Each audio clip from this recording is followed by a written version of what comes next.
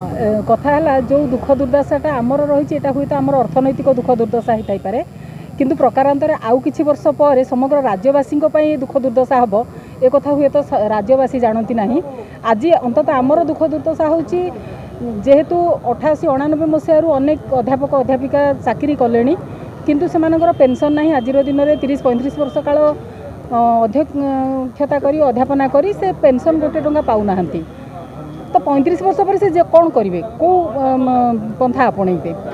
एवं चाकरी 15-20 वर्ष पर से माने दरमा गंडे पाइले से पिला माने बड़ हो सारी पिला ठीक भाव एजुकेशन दे पारे ना। जो समय पिला आउ बाहागर बाहागर करने समय से माने ठीक भाव कर पारना किछि अर्थ नथिला मझिरे किछि वर्ष 10 वर्ष 8-10 वर्ष अर्थ पाइले तापर पुणी बिना सुन तो यही अवस्था गोटे जाति को शिक्षादान 70% लोक शिक्षादान करुवा शिक्षक मानकर जदि यही दुर्दशा हुए और राज्य सरकार गोटे निर्दिष्ट शिक्षा नीति न करती ताहले आज सीना आम ओल्लैचु काली सकाळे यही 70% पिला कोठी पाठ पढ़े से जनता चिंता करेंगे। आमर यही सर्विस रे सरकार ए पर्यंत पेंशन व्यवस्था करूना जहाँफल कि जड़े अध्यापकटे 35 वर्ष खटिकी रिक्त हस्तर घर को जाऊँगी सी बीपीएल कार्ड करने को बाहर केमती मुझे चाउल गंडे नेले खाइबी ये कौन प्रकृत में उच्च शिक्षार माने वास्तव चित्र ओडिशार ना विकल चित्र। तेणु ये सब को दूरेवाई गोटे लोकलोचन को सरकार दृष्टि आकर्षण आम अनेक थर करूँ किंतु ये सरकार जी अच्छा मोहन बाबू सरकार मोहन माझी सरकार से आमको प्रतिश्रुति भी देते जेहेतु जड़े शिक्षक से भी शिक्षक मानकर अनुभूति सहित अंगांगी भाव जड़ित बोली आमको कहले। तेणु ये समस्या आमर चंचल दूरीभूत बोली आमको प्रतिश्रुति देते 1 वर्ष तले। देखु चाकरी शर्तावली और पेंशन दाबी रे आज ढेंकानाल जिला सहित राज्यर 30टी जिला को आज आम दाबीपत्र देवाई आसीचु एवं गोटे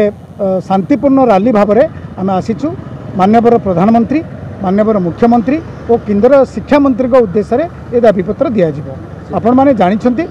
आम 30 वर्ष है चाकरी कर सारापर केवल मुंडामुंडी दरमा पाऊँ पेंशन टे पाऊनु जो दिन रिटायर्ड कर रिक्त हस्तर जाऊँच ना अच्छी ग्राच्युटी ना अच्छी पेंशन प्रतिश्रुति। तेणु जो मैंने रिटायर्ड कर आज दिन से हंतसंतर बचुं आम दीर्घ 30 वर्ष है राज्य में 70% पिला पाठ पढ़ेलु विशेष भाव में ग्रामांचल प्रथम 5733 पाइलु आज दिन में आम 85,000 दरमा पाऊँ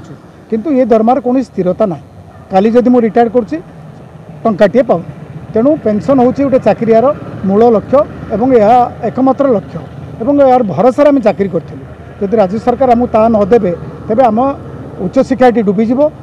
+2 शिक्षा बुड़ीज।